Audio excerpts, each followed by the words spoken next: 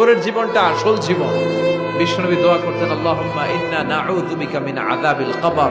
আল্লাহ, আমি আপনার কাছে কবরের আযাব থেকে পানাহ চাই, কবরের আযাব থেকে বাঁচতে চাই। এই কবরের মধ্যে অনেক ফিতনা হবে, অনেক সুয়াল হবে। কবরে প্রশ্ন আছে না নাই? কথা বলেন। প্রথম প্রশ্ন জিজ্ঞেস করা হবে, মার রব্বুক, তোমার রব কে?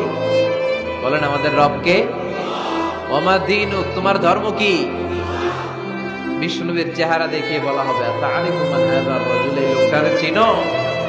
আমরা কি বলবো? আমরা চিনি, উনি আমাদের প্রিয় রাসূল মুহাম্মদুর রাসূলুল্লাহ সাল্লাল্লাহু আলাইহি ওয়াসাল্লাম।